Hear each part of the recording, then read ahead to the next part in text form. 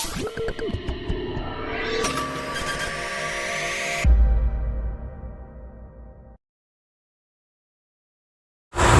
વિદ્યાર્થી મિત્રો, આપણી ચેનલમાં બધા મિત્રોનું સ્વાગત કરે છે. આજે આપણે વાત કરશું કોમ્પ્યુટર સેમેસ્ટર 2 ની અંદર આવતો સબ્જેક્ટ છે, બરાબર છે ને. મોસ્ટ આઈએમપી પ્રશ્નો છે આપણે એ તૈયાર કર્યા છે, બરાબર મિત્રો. પ્રશ્ન ક્યાં છે? સ્ક્રિપ્ટિંગ લેંગ્વેજ સબ્જેક્ટના મોસ્ટ આઈએમપી પ્રશ્ન, જેનો કોડ છે DI02000101. હવે આ સબ્જેક્ટમાં પાસ થવું હોય તો શું કરવું, કઈ રીતે પ્લાનિંગ કરવી, કઈ રીતે બેકલુપ કેવી રીતે બચી શકાય, કઈ રીતે સ્કોર કરવો, ઘણા બધા પ્રશ્નો વિદ્યાર્થીને ઊભા થાય કે સર કેમ વાંચવું, ક્યાંથી માર્ક્સ આવશે, મજા નથી આવતી. એક સેમ તો બહુ સારું રિઝલ્ટ લેવા તમે બધાય, મને ખબર છે, તમને ખબર છે મોસ્ટ ઓફ. પણ સેમ 2માં એવું કરવાનું નથી. મિશન છે, મિશન ગુજરાત સેમેસ્ટર 2, બધા મિત્રોને પાસ થવાનું છે. અને આપણી YouTube channel Gujarat engineering academy YouTube channel તમને બધું જ સ્ટડી મટીરિયલ પ્રોવાઈડ કરશે, બધી જ માહિતી પ્રોવાઈડ કરશે. અને તમારે પણ સપોર્ટ કરવાનો છે, વિડીયો લાસ્ટ લગી જોવાનો છે. આપણે મોસ્ટ આઈએમપી પ્રશ્નો છે જીટીયુ એક્ઝામના, ગુજરાતી અને ઇંગ્લિશ બંને ભાષામાં અવેલેબલ છે, એ તમને કરાવવાના છે અને તૈયારી ફ્રી ઓફ કોસ્ટ કરવાના છે. હવે અમુક પોઈન્ટ છે મિત્રો, એ આપણે જોઈ લે. પ્રશ્નમાં બતાવી દઈશ, બટ થાય એવું કે બધું વાંચી જાય, બધું આવડતું, પણ લખવાની ખબર ના હોય ને, એના કારણે ઘણા બધા મિત્રો છે ને ફેલ થાય. પહેલાં એ પેપર કઈ રીતે લખવાની કોઈને ખબર નથી, એનો વિડીયો છે પેપર કઈ રીતે લખવું, ફિગર કઈ રીતે દોરવી વગેરે બધું, બરાબર. અને કેટલા પ્રશ્નો વાંચવા એ તમને હું આપીશ, એ વાંચવાના છે. એ તો એક પ્રશ્ન છે નહીં. એકલો કેટીથી બચવા માટે પોઈન્ટ નંબર 1 ને 2 તમારે ધ્યાનમાં રાખવાનું છે. અને ફિગર કમ્પલસરી દોરવાની છે, શોર્ટમાં કહું તો. અને આપણે આપેલા આઈએમપી છે એ તો ખાસ કરવાના જ છે. અને સ્કોર કઈ રીતે કરવો, તો કે પોઈન્ટ 2 તમારે ધ્યાનમાં રાખવાના છે, પ્લસ અમારે આપેલા આઈએમપી પ્રશ્નો વાંચવાના છે. ફિગર દોરો, આકૃતિ કમ્પલસરી દોરો, ડાયાગ્રામ દોરો. અમે આપેલા આઈએમપી પ્રશ્નો કરો, અને ટાઈમ મળે તો 1 કે 2 વર્ષના પેપર હોય ને જૂના, એ ખાસ કરી જાય. પેપર એટલું જોરદાર ચકાસ લખો મિત્રો કે માર્ક્સમાં વાંધો જ ના આવે. કદાચ પેપર હાર્ડ નીકળે ને તોય તમારે 70માંથી છે ને 23 માર્ક તો આનાથી રમતા આવી છે. અને સ્ક્રિપ્ટિંગ લેંગ્વેજ તમારો કોમ્પ્યુટર છે, આપણે કોમ્પ્યુટર સેમેસ્ટર 2નો તમારો સબ્જેક્ટ છે, તો આ તો તમને આવડતો જ હોવો જોઈએ. અને આવી જ રીતના કોમ્પ્યુટર સેમેસ્ટર 2ના બધા જ સબ્જેક્ટના આઈએમપી ક્વેશ્ચન વિડીયો વગેરે મેળવવા માટે આપણે શું કર્યું છે, વોટ્સઅપમાં ગ્રુપ બનાવેલ છે સેમેસ્ટર 2નું કોમ્પ્યુટરનું. તો જેની તમને લિંક છે મિત્રો એ નીચે આપી દઉં છું, તો ફટાફટ જે મિત્રો જોઈન્ટ ના થયા હોય જોઈન્ટ થઈ જાઓ. ઓકે, હવે આપણે પ્રશ્ન નંબર 1થી ચાલુ કરશી ને તે ધડાધડ શું કરશી, મોસ્ટ આઈએમપી પ્રશ્નની તૈયારી કરશી. બુક પેન બાજુમાં લઈને બેસી જજો. આઈએમપી પ્રશ્નો છે બધાને લખવાનું છે, પછી પ્રેક્ટિસ કરવાની છે.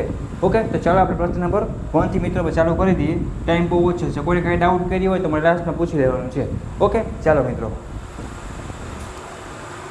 સ્ક્રીન ઉપર મિત્રો આવી ગયા છે કોમ્પ્યુટરના સબ્જેક્ટનો ખાસ એક સ્ક્રિપ્ટિંગ લેંગ્વેજ સબ્જેક્ટ છે એના આઈએમપી માટે. તો જો તમને ચેપ્ટર વાઇઝ મસ્ત આઈએમપી ડિજિટલ સારામાં સારું મટીરિયલ છે, પીએસએલ તમારા માટે તૈયાર કરેલું છે. તો બધા મિત્રોને લાઇક કરવાનું છે, એક સબસ્ક્રાઇબ મારા માટે કરજો.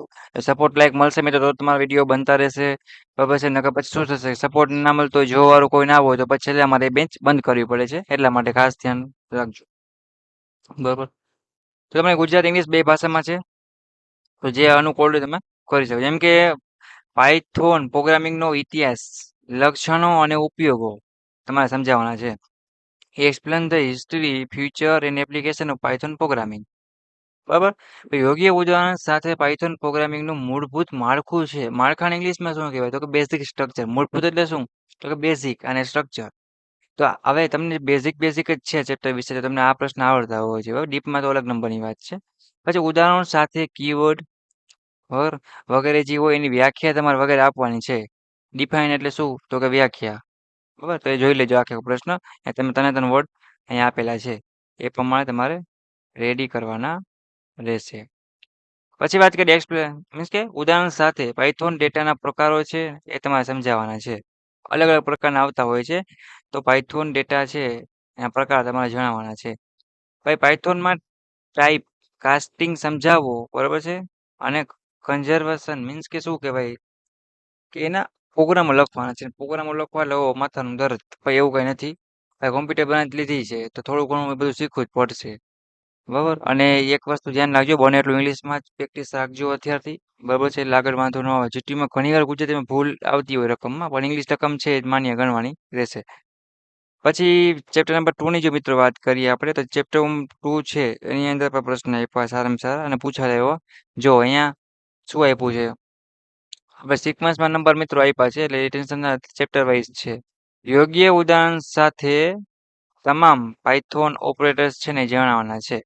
એક્સપ્લેન ઓલ પાયથોન મીન્સ કે ઓપરેટર વિથ એક્ઝામ્પલ સાથે.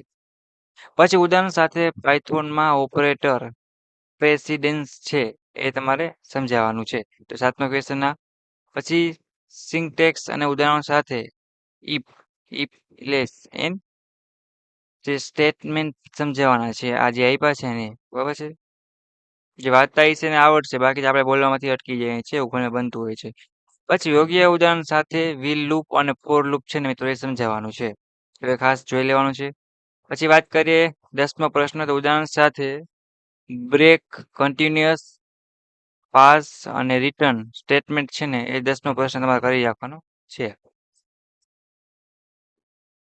પછી વાત કરીએ તો નેસ્ટ લૂપનો ઉપયોગ કરીને ગુણાકાર કોષ્ટક છે મીન્સ કે ટેબલ બનાવવા માટેનો પાયથોન પ્રોગ્રામ છે ને લખવાનો છે, બરાબર છે.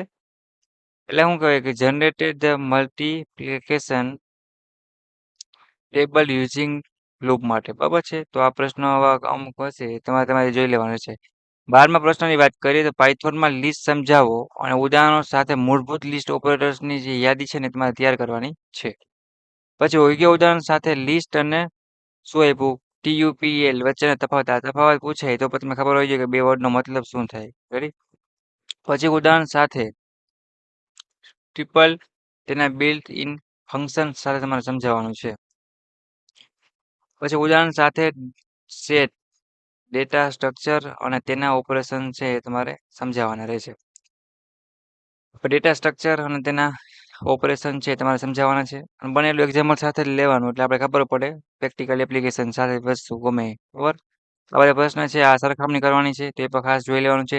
ચેપ્ટર જો 4ની વાત કરીએ તેમાં શું છે મિત્રો, બિલ્ટ ઇન ટાઈપ કન્ઝર્વેશન છે ફંક્શન, એ તમારે સમજાવવાનું છે. પછી ગાણિતિક ફંક્શન છે, મેથેમેટિકલ ફંક્શન જે કહેવાય એ સમજાવવાનું છે શું છે. યોગ્ય ઉદાહરણ સાથે કોઈ પણ 6 સ્ટ્રિંગ ફંક્શન છે એ તમારે સમજાવવાના છે. આગળ વાત કરીએ પ્રશ્ન નંબર 21મો, તો શું છે મિત્રો, અહીંયા ફંક્શન પૂછ્યું, એક્સપ્લેન યુઝર આઈડેન્ટિફાઈ મીન્સ કે define function in Python with syntax અને એક્ઝામ્પલ સાથે આ પણ તમારે સમજાવવાનું છે. પાયથોન ફંક્શનોમાં પેરામીટર પાસિંગ અને રિટર્ન વેલ્યુઝ છે એ તમારે સમજાવવાની છે. પછી વાત કરીએ યોગ્ય ઉદાહરણ સાથે રિકઝન સમજાવો. પછી વાત કરીએ લોકલ વેરિયેબલ્સ અને ગ્લોબલ વેરિયેબલ વચ્ચેનો તફાવત આપવાનો છે. તફાવત જીટીયુમાં એક કે બે પૂછાતા હોય તો બધા મિત્રોને ખાસ તૈયાર કરી જવાના.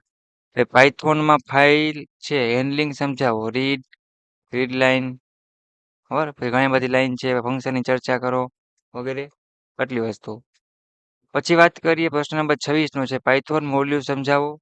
મોડ્યુલો કેવી રીતે બનાવવામાં આવે છે અને ઇમ્પોર્ટ કરવામાં આવે છે, એ 26નો પ્રશ્ન છે, ચેપ્ટર 5માં આવતો. મોડ્યુલ અને પેકેજ વચ્ચેનો તફાવત તમારે આપવાનું છે. પછી વાત કરીએ ઉદાહરણ સાથે NUMPA એટલે એરે જે બનાવવા અને કરેક્શન ઇન્ડેક્સિંગ અને સ્લાઇસિંગ છે એ તમારે સમજાવવાનું છે. ઉદાહરણ સાથે numpy ગાણિતિક ફંક્શન છે એ તમારે જોવાનું છે. યોગ્ય ઉદાહરણ સાથે મેટપ્લોટિપ, બરાબર છે. ઘણા બધા અઘરા શબ્દો વિશે બોલવામાં આપણે જીભ છે એ રોતી હશે, પણ એવું ટેન્શન નથી લેવાનું, આપણે જવાબ આવડતો હોવો જોઈએ ખાસ કરીને, મારું એવું કહેવાનું છે. પ્રોગ્રામ્સની વાત કરીએ તો લિસ્ટ, ટ્રિપલ, સેટ અને ડિક્શનરી પર CRUD ઓપરેશન કરવા માટેનો પાયથોન પ્રોગ્રામ છે એ લખવાનો છે. એક્સ્ટ્રા ક્વેશ્ચન છે અને પ્રોગ્રામ છે. 3 નંબરમાંથી સૌથી મોટો નંબર શોધવા માટે એને ઉપયોગ કરીને પ્રોગ્રામ કીધું મિત્રો લખવાનો. પછી રિકઝનનો ઉપયોગ કરીને ફ્લેટોરિયન ગણવા માટે યુઝર ડિફાઇન ફંક્શન ઉપયોગ કરીને પાયથોન પ્રોગ્રામ લખવાનો છે મિત્રો, બરાબર છે. પછી એક ફાઇલમાંથી ડેટા વાંચવા અને બીજી ફાઇલમાં ડેટા લખવા માટેનો પાયથોન પ્રોગ્રામ છે એ ચોથો પ્રશ્ન. પછી વાત કરી એરે બનાવવા અને સરવાળો, સરેરાશ, મહત્તમ અને ન્યૂનતમ મૂલ્યોની ગણતરી કરવા માટે ઉપયોગ કરીને પ્રોગ્રામ મિત્રો લખવાનો છે. તો આ 5 એવા ક્વેશ્ચન છે કે પ્રોગ્રામ લખવા માટેના તમને અલગથી આપેલા છે.